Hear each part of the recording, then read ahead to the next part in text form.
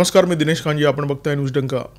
पंतप्रधान पदाची तिसरी टर्म असलेले नरेंद्र मोदी आणि मुख्यमंत्री पदाची दुसरी टर्म असलेले देवेंद्र फडणवीस हे दोन्ही नेते आक्रमक झाल्याचे चित्र मतदार पाहत आहेत. मंत्रालयामध्ये कोणी दलाली करताना आढळलं तर त्याच्यावर कठोर कारवाई करणार अशा प्रकारचा सज्जड दम मुख्यमंत्री देवेंद्र फडणवीस यांनी दिलेला आहे. मुळात मुख्यमंत्र्यांना अशा प्रकारचा इशारा द्यावा का लागला असा सवाल अनेकांच्या मनात आहे. मंत्र्यांचे खासगी सचिव आणि त्यांचे OSD यांच्यावर स्कॅनर लावण्याची गरज मुख्यमंत्र्यांना का भासली याची कारणं कदाचित महायुतीच्या पहिल्या सरकारमध्ये दडलेली आहेत आणि या कारणांची जर पुनरावृत्ती झाली तर महायुतीच्या या दुसऱ्या सरकारचा कडेलोट निश्चित आहे.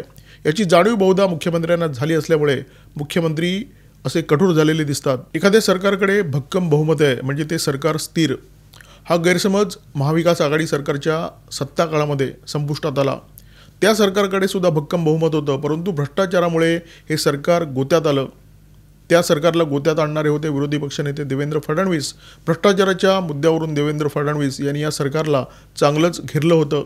त्यामुळे भ्रष्टाचार गोत्यात आणू शकतो ही बाब मुख्यमंत्री म्हणून त्यांना चांगलीच ठाऊक आहे. 2014 साली केंद्रात पंतप्रधान नरेंद्र मोदी यांचं सरकार विराजमान झालं. त्यानंतर मंत्र्यांच्या प्रायव्हेट स्टाफच्या नियुक्तीमध्ये PMOने थेट लक्ष घालायला सुरुवात केली. आता तीच परंपरा महाराष्ट्रामध्ये सुरू करण्याचा इरादा देवेंद्र फडणवीस यांनी दाखवला आहे. मंत्र्याचे खासगी सचिव आणि OSD पैसे घेतात ही काही नवी बाब नाही आहे, ही परंपरा आहे. खरं तर हे खासगी सचिव आणि OSD ही मंत्र्याची सोय असते. मंत्री थेट पैसे मागू शकत नाही, विशेष करून अपरिचित व्यक्तीकडून. मग त्याच्याआधी कधी खासगी सचिवाला तर कधी OSDला पुढे करण्यात येतं. जर मंत्री स्वच्छ असेल, मंत्री भ्रष्टाचार करत नसेल तर PA किंवा OSD पैसे मागण्याची हिंमतच करू शकत नाही. त्यामुळे फक्त खासगी सचिव आणि OSD यांना चाप लावून उपयोगाचं नाही आहे. तुम्हाला जर सर्दी झाली असेल आणि तुमचं नाक गळत असेल तर फक्त तुमचं नाक बंद करून तुमची सर्दी बंद होऊ शकत नाही. तुमचं नाक बंद होईल, तुमचा श्वास बंद होईल, परंतु सर्दी काही बरी होत नाही. त्याचप्रमाणे PA आणि OSD यांना चाप लावून मंत्रालयाला भ्रष्टाचार थांबणार नाही आहे. त्याच्यासाठी थेट मंत्र्यांना चाप लावण्याची गरज आहे. महायुतीचं हे दुसरं सरकार हिंदुत्वामुळे सत्तेवर आलेलं आहे. भावना महत्त्वाची आहे, परंतु लोकांना परफॉर्मन्ससुद्धा तेवढाच महत्त्वाचा आहे. लोकांना काम करणारं सरकार हवं आहे आणि मंत्रालयामध्ये जोपर्यंत भ्रष्टाचार बोकाळलेला आहे तोपर्यंत जनतेची कामं होणं शक्यच नाही आहे. कारण जिथे भ्रष्टाचार आहे तिथे दलाल आहेत आणि दलालांचा जिथे सुळसुळाट होतो तिथे कामं फक्त पैसे देणाऱ्याची होतात, जनता मात्र बाजूला राहते. या दलालांचं एक वैशिष्ट्य असतं, सरकार कोणतेही असो, सत्ता कोणाचीही असो, दलाल मात्र तेच असतात. आणि या दलालांची मंत्र्याच्या खाजगी सचिवाशी, त्याच्या OSDशी व्यवस्थित घसीट असते. सगळ्यांशी एकदम घट्ट परिचय असतो आणि त्याच्यामुळे हे जे दलाल आहेत ते माजलेले असतात. आपल्याला ठाऊक असेल, अनिल देशमुख हे मवियाच्या सरकारमध्ये गृहमंत्री होते. CBIने त्यांच्यावर कारवाई केली आणि त्यांना लपेटताना त्यांचे जे खाजगी सचिव आहेत संजीव पालांडे आणि कुंदन शिंदे यांनासुद्धा तपासाच्या घेऱ्यामध्ये अडकवण्यात आलं.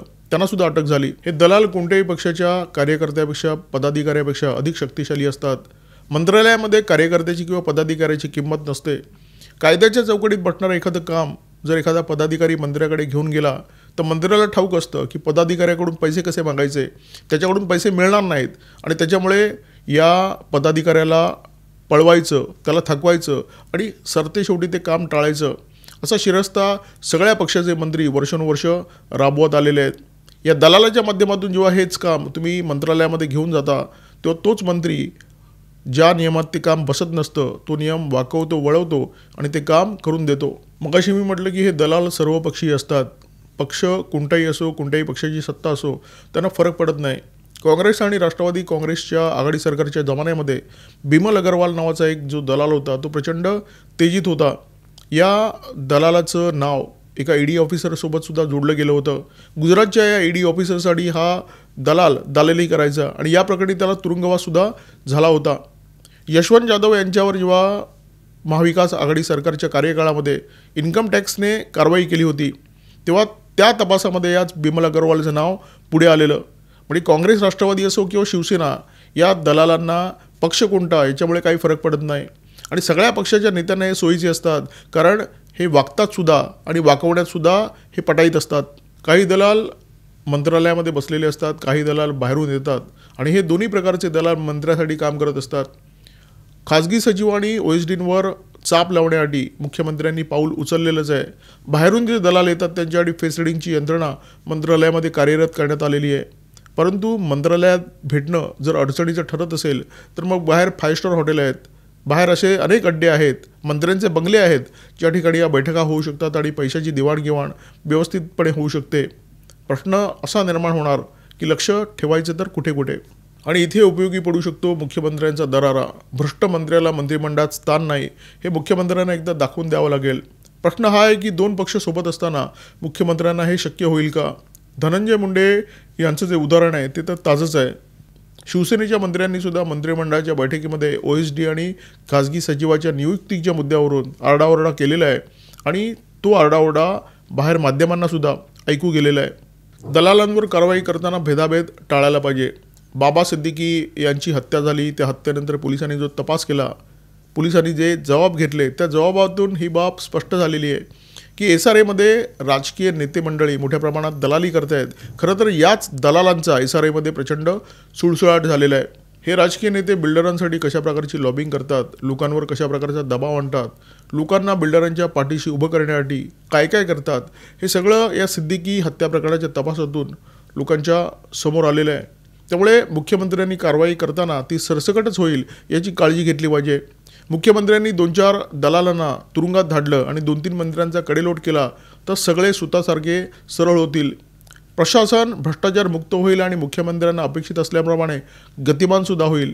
महाराष्ट्र प्रगतीच्या वाटेवर अत्यंत वेगाने दौडू शकेल. या संपूर्ण विषयावर आपल्याला काय वाटतं याबाबत व्यक्त व्हा. व्हिडिओ आवडल्यास लाईक करा, शेअर करा. या व्हिडिओमध्ये माझ्यासोबत होते videographer Ajay Kshirsagar, video editor Omkar Bhagwat. Subscribe करा न्यूज डंका आणि बेल आयकॉन दाबायला विसरू नका. नमस्कार आणि धन्यवाद.